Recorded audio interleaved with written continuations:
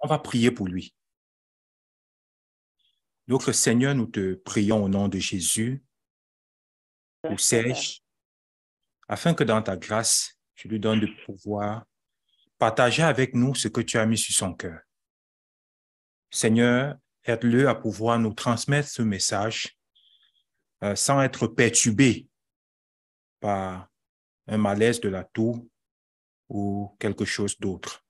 Donne-nous aussi d'être attentifs et nous laisser être encore enseignés ce matin par toi. Au nom de Jésus, nous te prions. Amen. Bonjour tout le monde. Oui. Vous qui êtes sur Zoom aussi, bon, moi je ne suis pas tard pour vous oublier, on n'est pas tard à parler à ceux qui sont là, devant nous, là, mais quand même. Alors aujourd'hui, j'aurais juste quelques questions à vous poser au début, mais répondez dans votre cœur, s'il vous plaît.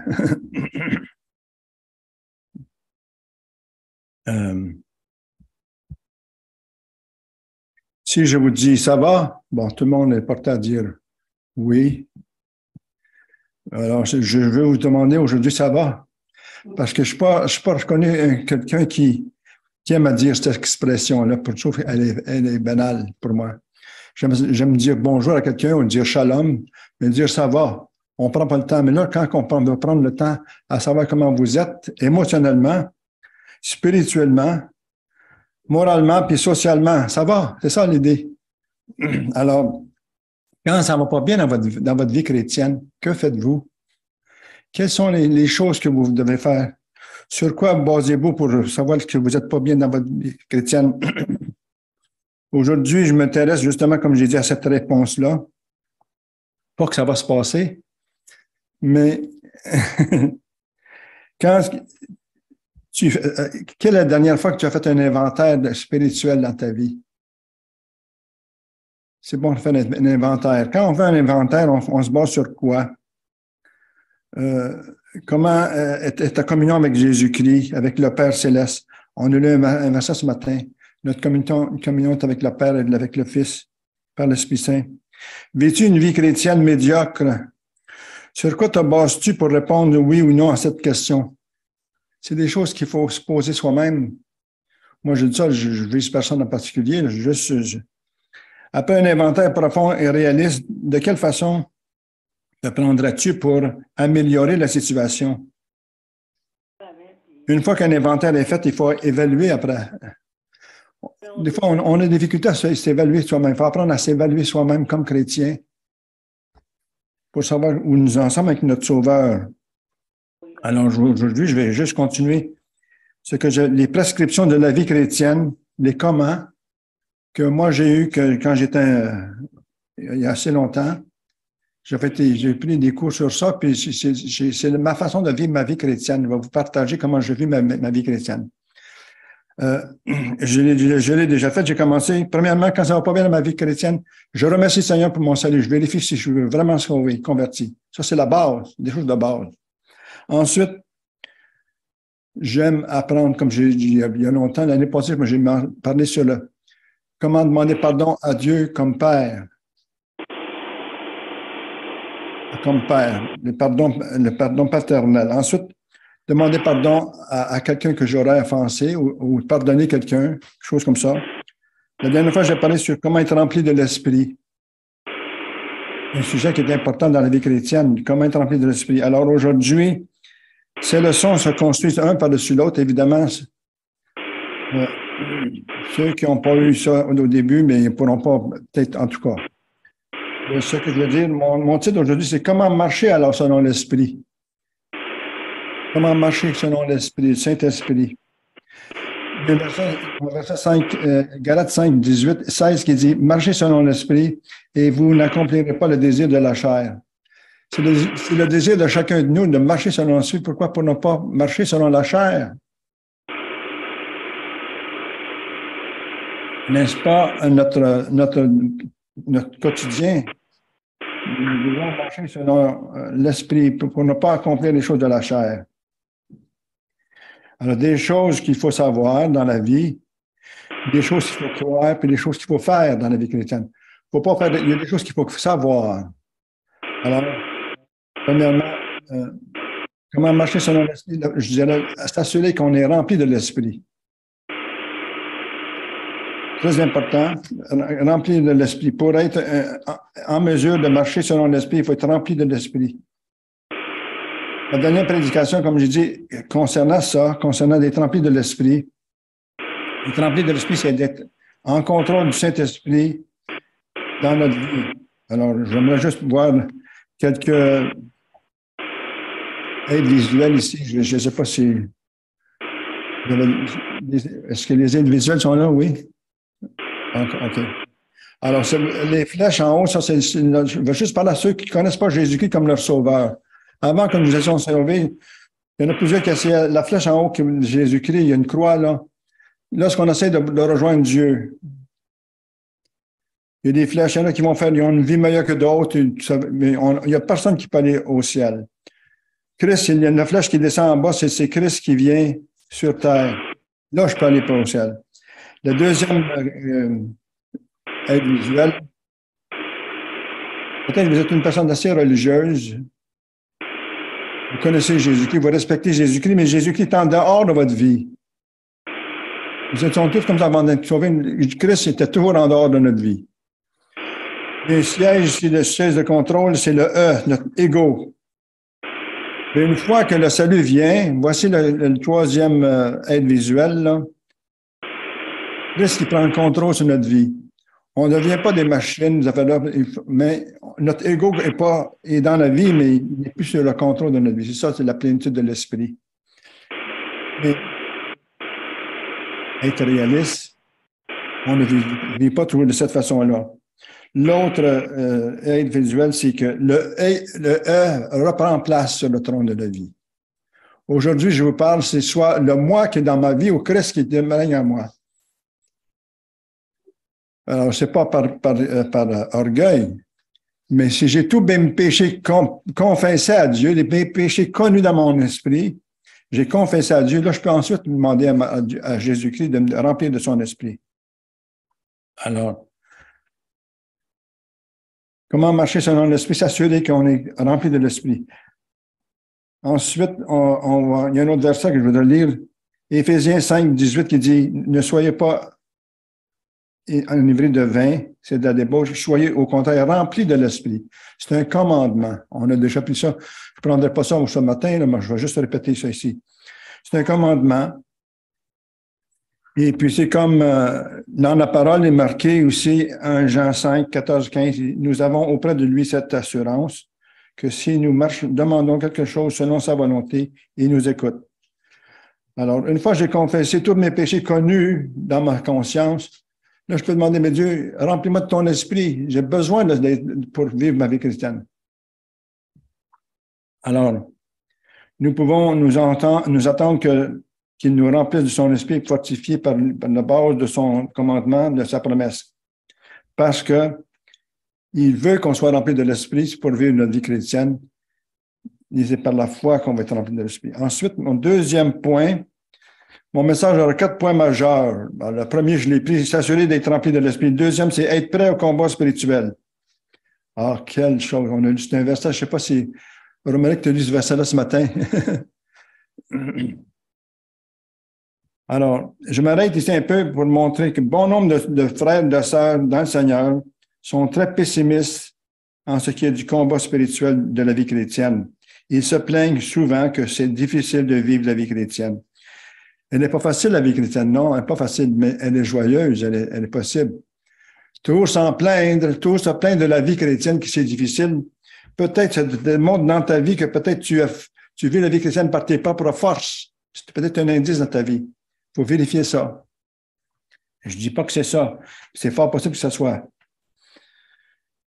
L'importance d'être capable de faire un inventaire spirituel profitable pour ensuite faire une bonne évaluation de notre état. Les plaintes que l'on a est un indice, comme j'ai dit, de notre vie, de nos propres forces. La vie chrétienne est un combat, n'est-ce pas? Oui, on va dire tout oui. Je vais lire le verset que Paul dit à Timothée d'être rempli de combattre le bon combat. Sûrement, Paul, lorsqu'il dit à Timothée de battre le bon combat, il veut que ce soit d'une façon ferme, enthousiaste et joyeuse, non pas d'une façon défaite comme un chrétien pessimiste. La vie chrétienne est une vie surnaturelle et seulement Christ peut la vivre. En plus d'être prêts à un combat spirituel, nous devons aussi nous souvenir que le combat n'est pas à nous, c'est son combat. Dieu avait dit à Israël déjà, dit, l'Éternel combattra pour vous. Dieu, il faut apprendre pour laisser Dieu nous combattre, mais il faut qu'on soit prêts à le laisser combattre dans notre vie. Le soldat efficace dans toute armée doit connaître quels sont les adversaires des ennemis. Alors, de cette façon, le soldat de Christ doit connaître ses adversaires pour analyser leur tactique, comment ils vont fonctionner dans la vie chrétienne. Plusieurs ici, ce n'est pas du nouveau, qu'est-ce que je vous dis là? Ça ne sera pas du nouveau. Mais la question est, est-ce que tu le vis? C'est ça, est-ce que je le vis? Il n'y a pas grand-chose de nouveau dans la Bible. Je suis assez content que Dieu nous ait donné plusieurs détails, mais je ne voudrais pas que la Bible soit 3-4 volumes comme ça serait trop, hein? Donc, il faut mettre en pratique ce que nous savons déjà. Alors, le premier ennemi que nous avons, Paul le montre, il dit ici dans 1 Jean 2, 15 et 17, mais avant de lire ce verset-là, j'aimerais dire que si c'est quelque chose que vous savez déjà, Paul a dit aux Philippiens 3, 1, il dit réjouissez-vous dans le Seigneur parce qu'il dit, je me lasse de vous écrire les mêmes choses. C'est pour vous salutaire. Alors, c'est ça la question. Ça peut être salutaire. Si c'est du répété, bien c'est bon pour nous souvenir des choses essentielles de base. Notre premier adversaire, c'est quelque chose à l'extérieur de nous, c'est le monde. Le monde est à l'extérieur de nous. Alors, je vais lire le verset 1 Jean 2, 15 et 17. N'aimez point le monde, ni les choses qui sont dans le monde. Si quelqu'un aime le monde, l'amour du Père n'est point en lui. Car toutes ces choses, tout ce qui est dans le monde, la convoitise de la chair, la convoitise des yeux et l'orgueil de la vie, ne vient point du Père, mais vient du monde. Et le monde passe, sa convoitise aussi. Mais celui qui fait la volonté de Dieu demeure éternellement. Alors, il parle ici de combattre le monde, les choses dans le monde. Il y a 3 choses qui peuvent nous retirer. La convoitise de la chair, les yeux, comme nous avons pris. Dernièrement, un mercredi soir, nous avions pris, je pense qu'il y a 1 ou 2 mercredis, on parlait justement de Jean 3,16. Je pense qu'il fallait mentionner que de mettre le monde de Satan, le domaine de Satan. Alors, Jacques 4, 4 à 5 dit, adultères que vous êtes, ne savez pas que l'amour du monde de Satan, est inimitié contre Dieu. Celui donc qui veut être ami du monde ou ami du monde de Satan sera ennemi de Dieu. Croyez-vous que l'Écriture parle en vain? C'est à nous, chrétiens, qui parlent ici. Pensez-vous que Dieu parle en vain quand il parle dans sa parole? C'est à toi, c'est à moi qui parle, là. C'est très sévère. Dieu est jaloux de l'influence que le monde de Satan peut avoir sur nous, plutôt que son esprit. Alors, il dit ici, justement, il est jaloux de l'influence que le monde peut avoir sur notre vie. Le monde, quand je dis du monde, c'est pas des individus, c'est le système dans lequel nous vivons, basé sur le système de pensée, d'attitude, qui exclut Dieu. 1 Jean 5, 19 dit et que le monde est sous la puissance du malin. Nous sommes de Dieu, mais le monde est sous la puissance du malin, de Satan. L'apôtre Paul nomme 4 moyens de ce monde peut nous influencer. Au moins 4 moyens. J'aimerais les lire dans Colossiens 2, 8. Prenez garde que personne ne fasse de vous sa proie par la philosophie, par une vaine tromperie, s'appuyant sur les traditions des hommes, sur le principe élémentaire du monde et non sur Christ. Le premier moyen, c'est la philosophie. Une fausse philosophie, parce que le mot philosophie veut dire sagesse, poursuivre la sagesse. Il y a de bonnes sagesses, une bonne philosophie. Mais la philosophie du monde, ce n'est pas une mauvaise en soi, la philosophie, mais On parle de philosophie du monde ici. C'est l'effort de notre société qui met toute sa propre intelligence et pour être connu sans la révélation divine. Des fois, ceux qui sont en classe, ils savent, ils reçoivent tout l'enseignement du monde. Donc, j'aimerais mentionner ces parents. Vous avez un enfant ou des 3 enfants au primaire, surveillez ce que votre enfant est enseigné. Même au secondaire, surveillez ce que vos enfants étaient enseignés au secondaire. Vous pouvez être assuré, je suis garanti, moi, que ce qui est enseigné, souvent, vous n'accorderiez pas, vous êtes contre cet enseignement-là, dans la philosophie du monde. Ensuite, le deuxième moyen, Satan va essayer de nous influencer, par une vaine tromperie. Ça veut dire une fraude intellectuelle comme la divination, l'occultisme et l'horoscope. Divination, c'est un essai d'essayer d'annoncer par des oracles des choses issues des animaux, la façon qu'un oiseau va voler, toutes sortes de choses comme ça. Ou bien l'occultisme, la croyance par la puissance surnaturelle par les astres cachés, l'horoscope, la même chose. Une fois, monsieur le Saunier, le vieux monsieur le Saunier avec moi, après que tout le monde t'appartient un dimanche, il y a des années, on est allé dans la salle, on a trouvé une Bible. Je regardais à qui cette Bible-là, pas de nom dans la Bible. Il y avait l'horoscope dans la Bible. On s'est dit, hey, l'horoscope dans la Bible, qu'est-ce que c'est ça? Quelqu'un est venu visiter ici, puis avait oublié la Bible, puis il n'y avait pas de nom dans la Bible, mais il y avait son horoscope là. Alors, je trouve ça important de prendre le temps ici pour dire que si vous êtes pris dans être curieux, par leur curiosité d'aller à l'horoscope, c'est quelque chose que vous ne devons pas pratiquer. Alors, le Seigneur, facilement, il nous dit que les choses, les vaines tromperies, ça inclut ça ici. Parmi vous qui m'entendez ma voix, soit en présentiel ou sur Zoom via OGB, ici, là, si vous avez des difficultés dans ce domaine-là, demandez de l'aide de quelqu'un pour que vous ne puissiez pas vous tomber dans l'horoscope. Ça, c'est juste un exemple. Troisième moyen, par la tradition des hommes. Le judaïsme, dans le premier siècle, vivait presque de tradition.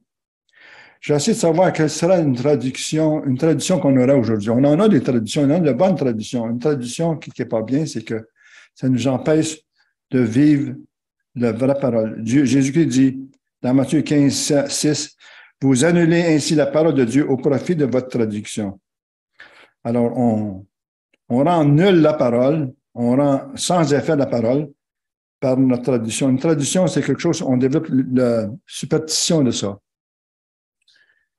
Je me souviens d'une chose quand j'étais jeune, plus jeune, je suis marié même, il y a pas quand même longtemps, une cinquantaine d'années.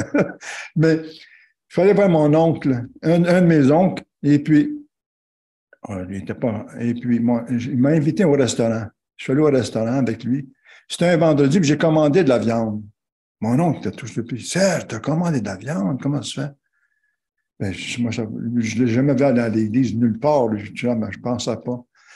Mais lui, il t'a tout démonté que je prenne de la viande le vendredi. Autrefois, au Québec, là, dans l'église que j'étais jeune, là, manger de la viande le vendredi, si je mourais le vendredi, c'était un péché mortel pour aller directement en enfer si on mangeait de la viande le vendredi. Bon, voyez-vous, c'est une tradition. C'est une vieille, je ne sais pas si ça existe encore aujourd'hui, je ne sais pas si c'est enseigné dans l'église de Rome aujourd'hui, mais dans ce temps-là, ça l'était enseigné. Alors, puis mon oncle, il n'y allait pas du tout à l'église. Mon cher oncle, je l'aimais beaucoup. Mais il en était superstitieux de ça. Ça rend une tradition comme ça qui rend superstitieux quand ça dépasse la parole de Dieu. Alors, le quatrième moyen, c'est les principes élémentaires du monde. Depuis l'Antiquité, dans les écrits de l'Ancien monde, il y a 2 éléments. Les principes élémentaires du monde sont constants dans ça ici. C'est l'humanisme basé sur l'évolution. L'humanisme basé sur l'évolution. Toutes les religions païennes, toutes les grecs et tout le reste, là, basé sur ça. La deuxième chose, c'était le syncrétisme religieux. Les syncrétismes religieux. Ils apprenaient, on n'est pas à apprendre quelque chose de notre religion, puis on l'adapte. Alors ça, c'est deux choses qui nous dit, qu'on voit quand on lit les livres de ce temps-là.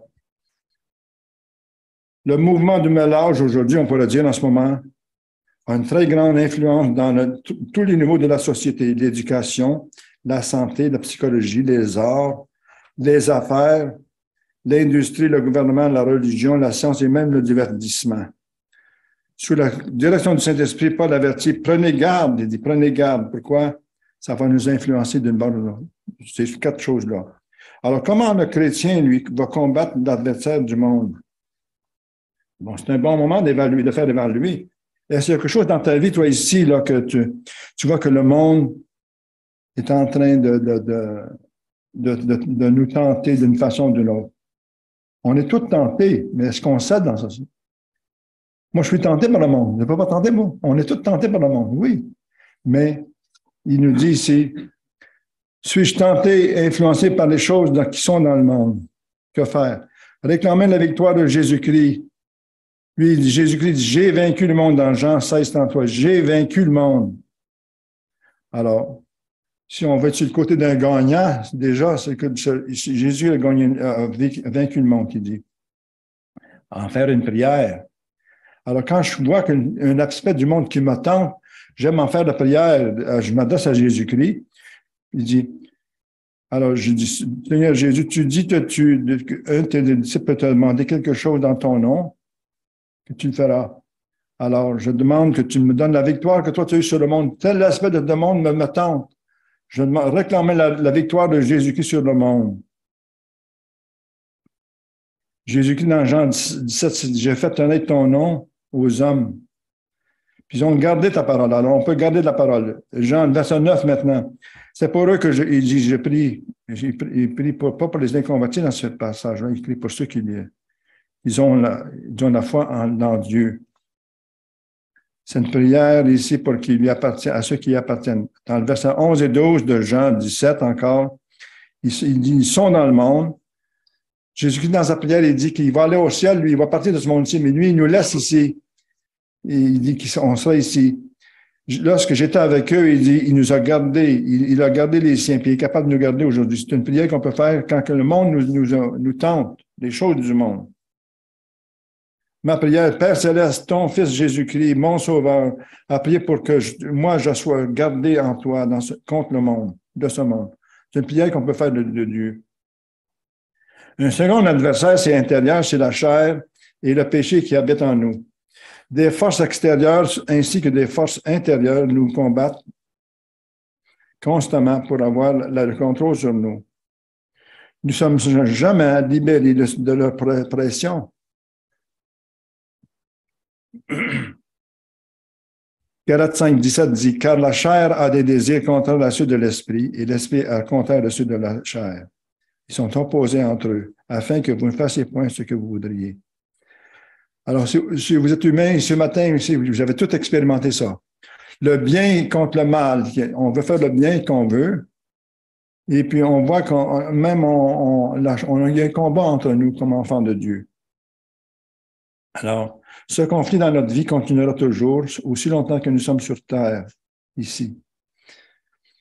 Nous ne serons jamais libérés de la tentation sans que Dieu ne transforme pas notre corps complètement, notre âme et tout ça.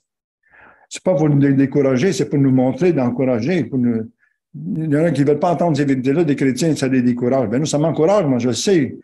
Tant que je vais pécher, quand je pêche, mais je ne suis pas découragé, le Seigneur me l'a dit, je pêcherai. Je lui demande justement qu'à demander pardon. C'est ça qu'il dit.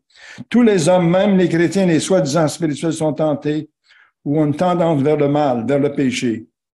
Donc, je m'inclus dans ça. 1 Jean 1,8. Si nous disons que nous n'avons pas de péché, nous nous séduisons nous-mêmes et la vérité n'est pas en nous.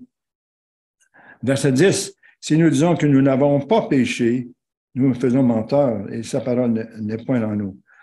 Mais ça, c'est un verset qui est 1 Jean 1,9, il est pris entre deux, en sandwich. Verset 9, j'ai déjà donné des détails de ce verset-là. Verset 1 Jean 1,9, là, ces versets-là, c'est des versets comme votre numéro de téléphone ou votre numéro de votre adresse. Il y en a qui savent. Jean 3,16 est bon, mais Jean 3,16 ne m'aidera pas quand je suis tenté. Celui-là va m'aider ici, quand j'ai péché. Alors, Jean 1,9, c'est marqué, si nous confessons nos péchés, il est fidèle et juste pour nous pardonner, pour nous purifier de toute iniquité. Ça, c'est ça. Alors, il y a une différence entre la tentation de péché et le péché lui-même. Le péché consiste à céder la tentation. La tentation est le désir initial de faire quelque chose contraire à la volonté de Dieu. Et tels désirs viennent de tous les hommes, à tous les hommes, mais ils ne sont pas des péchés en eux-mêmes.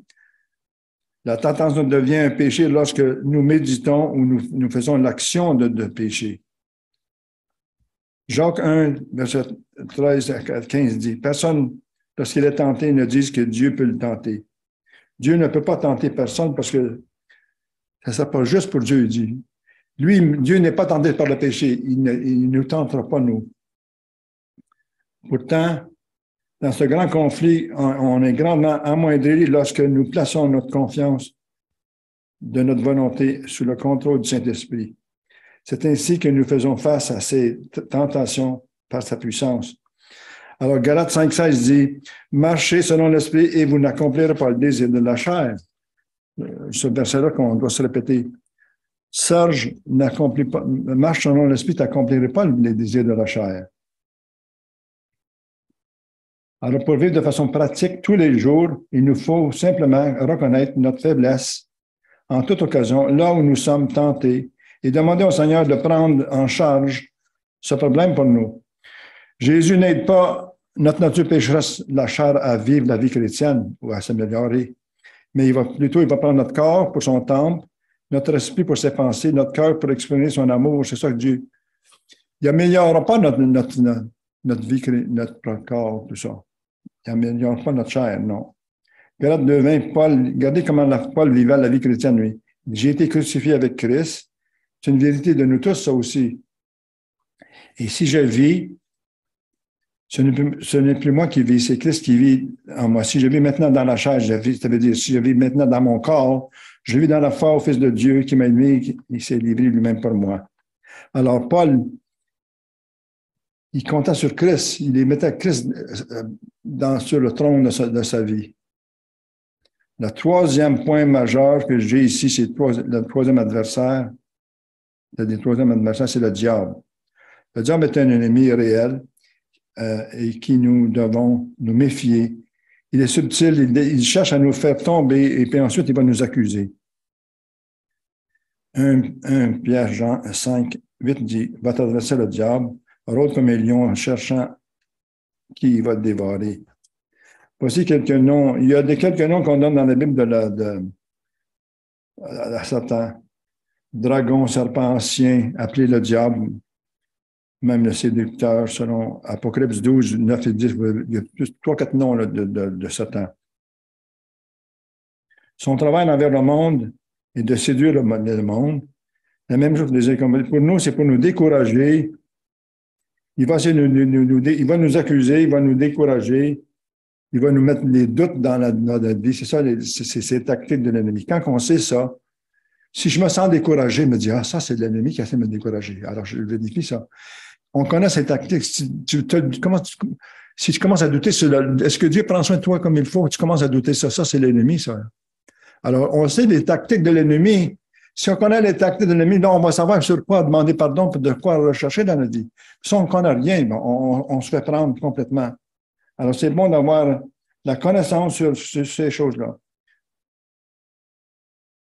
Lorsque nous obéissons à Satan en doutant de l'amour du Père pour nous, pour Satan, lui, il prend ça comme ça équivaut de l'adorer. Quand j'obéis à Satan plutôt qu'au Seigneur, c'est comme l'adoration qui prend ça pour lui. Alors, comment résister à Satan et être vainqueur de lui? Encore là, on sait que Christ a résisté sans commettre de péché. Luc 4, 13 nous le dit. Hein? Il sent de manière, et puis jusqu'à un moment favorable, il est revenu plusieurs fois. Hébreux 2, 18 nous dit qu'il peut venir secourir ceux qui sont tentés. Hébreux 4, 15 dit il va compatir dans nos faiblesses. C'est encourageant ces paroles-là parce que il veut venir secourir. Parce que lui, il est vaincu l'ennemi. Alors, il est capable de me secourir. C'est pas un faible qu'on a à faire. Et puis ensuite, il peut compatir nos faiblesses. Il connaît qu'on sait qu'on est faible. Si tu demandes pardon d'avoir péché, tu vas prendre sa force, il va t'aider. Ces versets-là, ce n'est pas pour nous décourager, c'est pour nous encourager. Christ a vaincu à la croix. Colossiens 2, 3, 13 à 15. Il a vaincu à la croix.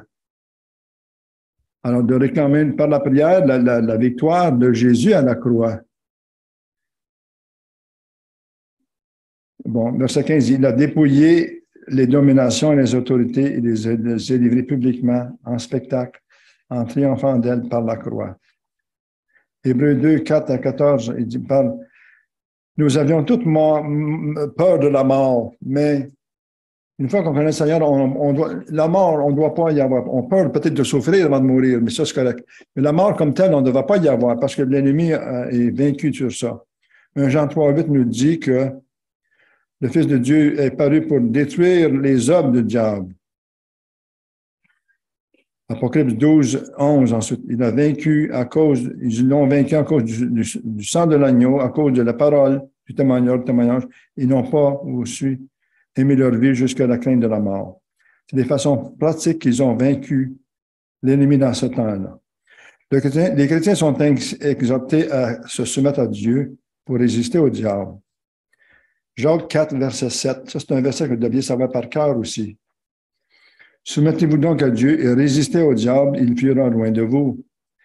Les chrétiens sont exhortés à résister au diable avec une foi ferme, étant sobre et veillant, car il n'est pas simplement une force maléfique impersonnelle, mais il est un être spirituel créé qui incite les autres à faire le mal. Alors, je répète encore le verset 1 Pierre 5, 8, 9. Soyez sobre, veillez, votre adversaire le diable rôde comme un lion rugissant, cherchant qu'il dévorera. Résistez-lui avec une foi ferme, sachant que les mêmes souffrances ne sont pas imposées à vos frères dans le monde. Alors, il y a des frères dans le monde qui souffrent plus que moi, mais c'est bon de savoir que je ne suis pas le seul dans tout ce combat-là. Vous êtes là aussi, vous aussi. Nous sommes pour marcher selon l'Esprit, nous devons connaître nos droits comme soldats de Christ. Alors, j'arrive à la troisième point majeur, c'est connaître nos droits de défense comme soldats. Le premier a été de s'assurer qu'on est rempli d'esprit. Le deuxième, ça a été quoi? Savoir qu'il y a un combat spirituel. Puis là, c'est de combattre, c'est de savoir qu'on a des droits de défense. Le droit fondamental d'un soldat de Christ est l'autorité d'utiliser son nom puissant du Seigneur Jésus-Christ dans toutes les circonstances de la vie. Bon, une circonstance de la vie, c'est dans l'intercession. On a des besoins. Alors, Seigneur Jésus-Christ, utilise mon nom.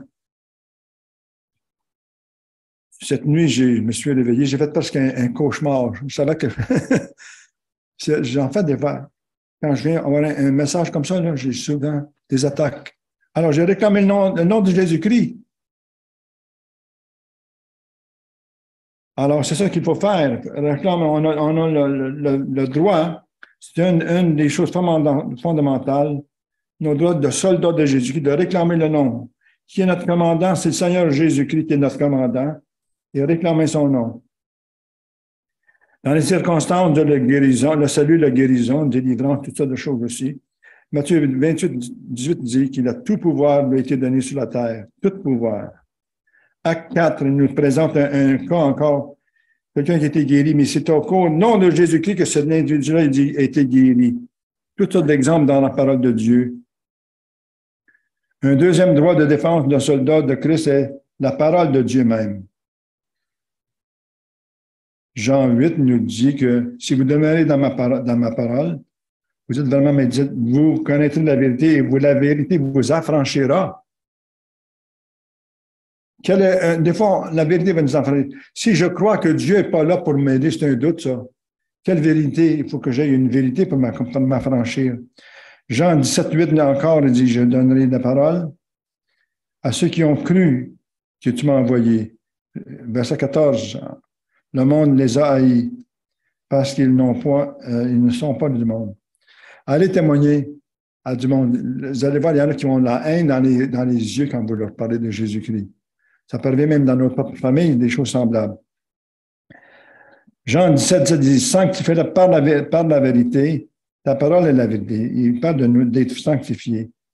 Verset 21, il dit, pour que le monde croit que tu m'as envoyé. Alors, toutes ces sortes, par la parole, on a l'autorité. Troisième droit que possède un soldat de Christ, de l'armure complète et adaptée au combat spirituel que nous devons livrer.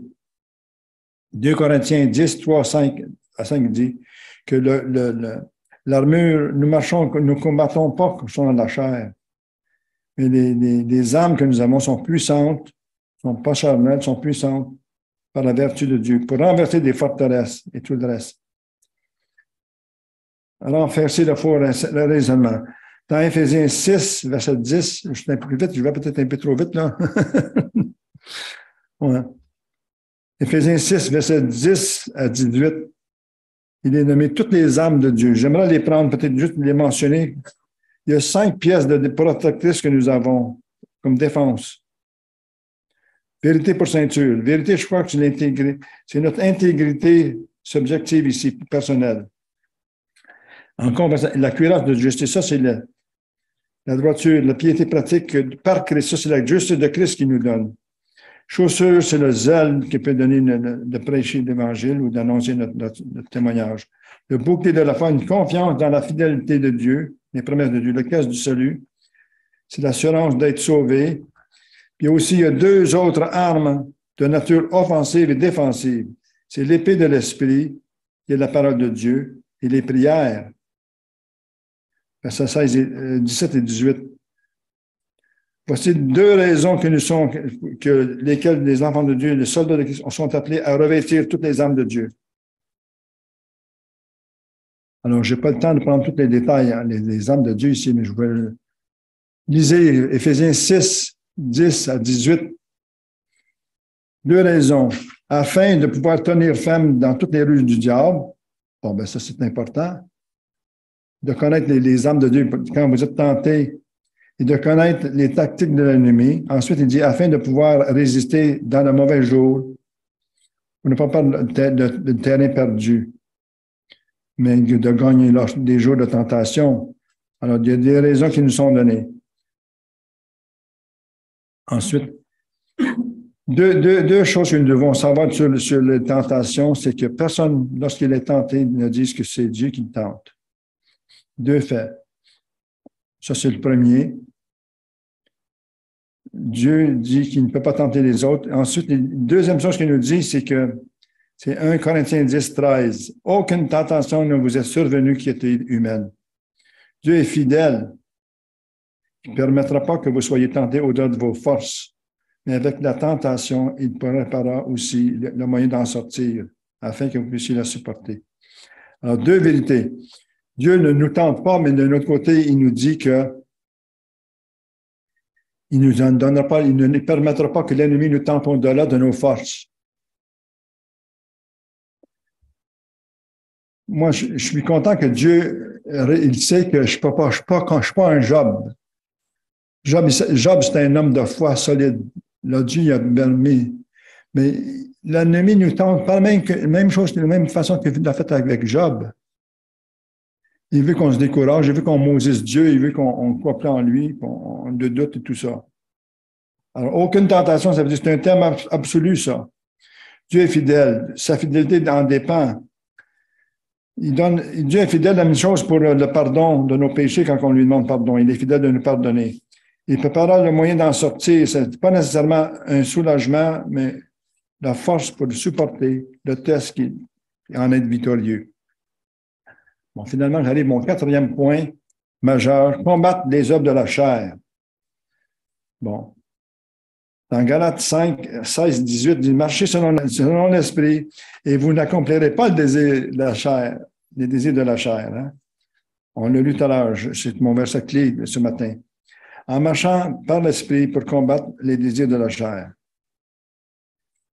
Bon, voici, dans Galates 5, 19 à 21, il y a toutes sortes de péchés. Verset 19 nous parle des péchés reliés à l'immoralité. Il y a la débauche, l'impureté, le dérèglement, perversion sexuelle. Verset 20 parle de péchés reliés à la religion humaine, idolâtrie, la magie. La magie, c'est avec les sorciers, les chamans, ça fait là. Verset 21, péchés reliés aux relations humaines, rivalité entre frères, querelles, jalousie dans la famille, animosité, dispute, division, secte, envie. Et des péchés selon la consommation, l'ivognerie, acceptable, nourriture extravagante ou indisciplinée qu'elle consomme. Choses semblables. Bon, il y a de la fumée, de toutes sortes de choses, tout ce qui est une poigne accro. Les œuvres de la chair se produisent par l'énergie de la chair. Alors, j'arrive vers la fin, ici. Il parle ici du fruit de l'esprit, le contraire à la chair. J'ai lu vite un peu la liste des choses de la chair qu'il nous a donnée, mais une liste aussi. Galates 5, 22 dit, mais le fruit de l'esprit, c'est l'amour, la paix, la joie, la paix. On va les prendre en manifestant le fruit de l'esprit pour refléter le caractère de Christ. Il y a 9 manifestations du fruit de l'esprit. Il y a l'amour. L'amour, ici, c'est l'agapé. C'est un verbe suprême quand on aimer. La joie, c'est un sentiment de bonheur. Moi, j'essaie dans ma vie, pas pour que j'aime ça, être joyeux parce que c'est un fruit de l'esprit, c'est le fruit de l'esprit, de la joie. Alors, si je ne suis pas joyeux, c'est toutes des choses comme ça. Un jour, je me demande toujours, Dieu, pourquoi? Est-ce que j'ai péché qui n'est pas demandé pardon? Est-ce que j'ai offensé quelque chose? Quel que j'ai fait? Bon, si quelqu'un meurt de ma famille pour la journée, je ne serais pas joyeux, vous comprenez l'idée là. Mais en principe, on devait être joyeux. C'est une joie, la vie chrétienne. Sinon, vérifie pourquoi. Il y a la paix, la tranquillité de l'esprit créé à cause du salut, puis des promesses de Dieu, la patience. J'ai appris à ne pas prier je ne prie pas pour Dieu pour me donner la patience. Je prie plutôt que je puisse manifester le fruit de l'esprit parce que c'est déjà dans ça. Il y en a qui ont dit, si tu pries à Dieu de donner la patience, il va t'envoyer des épreuves. Ben, je ne sais pas si c'est vrai, ça, en tout cas. Mais, vous comprenez? La bonté, faire le bien à autrui. La bienveillance, c'est vouloir le bien pour l'autrui. La foi, ça vaut la fidélité. La douceur, c'est une modeste maîtrise de soi. Alors ça, c'est toute une chose, un fruit qui va se manifester ici. L'amour, la joie, la paix, la patience, comme j'ai dit. Mon but, c'est toujours de vivre ça. La plénitude de l'esprit se constate lorsque notre vie manifeste le fruit de l'esprit. Le fruit de l'esprit est unique. Il y a un seul fruit. C'est comme une grappe de raisin. Il y a 9 raisins dans la grappe, c'est ça. Le fruit de l'esprit se produit par l'esprit de Dieu même. C'est pas nous de forcer la joie, là. Non, c'est pas qu'il faut demander. Éliminer les choses par la prière, par la confession. Puis là, Dieu va remettre la paix et la joie. Le fruit de l'esprit transforme le chrétien et devenir semblable à l'image de Christ. Notez bien que quel que soit l'enfant de Dieu, ce n'est pas à cause de notre sincérité, de notre bon vouloir, des efforts humains qu'il parviendra à marcher selon l'esprit pour vivre la vie chrétienne. Le chrétien tombe souvent et facilement dans le piège de marcher selon ses propres forces, ses propres moyens, plutôt que de marcher par l'esprit, selon l'esprit. Quand il parle de marcher selon l'esprit, ça veut dire marcher selon le pas. Ça veut dire le pas. C'est une expression militaire. Tu parles gauche, droite, tu tiens ça. Il ne faut pas marcher plus vite que l'esprit, il ne faut pas marcher moins vite non plus. Il faut marcher selon l'esprit. Alors ici, en terminant, marcher selon l'esprit en pratiquant ici, justement, la plénitude de l'esprit est un concept assez simple. Si nous tenons compte de 4 facteurs importants que nous avons, la marche selon l'esprit pourra être une marche avec succès, sans trop de difficultés. Ce n'est pas à nous de forcer la vie chrétienne. Notre relation avec le Saint-Esprit en nous est critique et progressive. Critique dans le fait que nous découvrons comment nous approprier sa puissance. Progressive, c'est que nous apprenons comment croître et venir en maturité sous le contrôle du Saint-Esprit. Je voudrais terminer par une autre prière, s'il vous plaît. Alors, Père Céleste, je te demande que tu nous donnes vraiment une espérance en Jésus-Christ, notre Sauveur, qui est ton Fils, le Saint-Esprit aussi, qui est en nous pour nous aider à vivre la vie chrétienne. Seigneur, je me demande comment les chrétiens qui ne sont pas remplis de l'Esprit, comment ils viennent à vivre la vie chrétienne, je ne sais pas. Tu dis, c'est un commandement, soyez remplis de l'Esprit. C'est pour vivre notre vie chrétienne, Seigneur, tu nous donnes. Mais tu ne nous remplis pas, Seigneur Dieu, si on a des péchés confessés, non confessés. Je sais que souvent, quand je parle de ça, je mentionne les mêmes choses, Seigneur, mais c'est une vérité. C'est la façon que je vis ma vie chrétienne. Je m'assure de ne pas avoir rien contre personne. Pourtant, souvent, je dois venir avec toi. Par la foi, tu me pardonnes. Je te demande pardon pour toutes choses. Alors, aide mes frères et sœurs à savoir comment marcher selon l'Esprit et nous accomplirons les choses de la chair. Amen.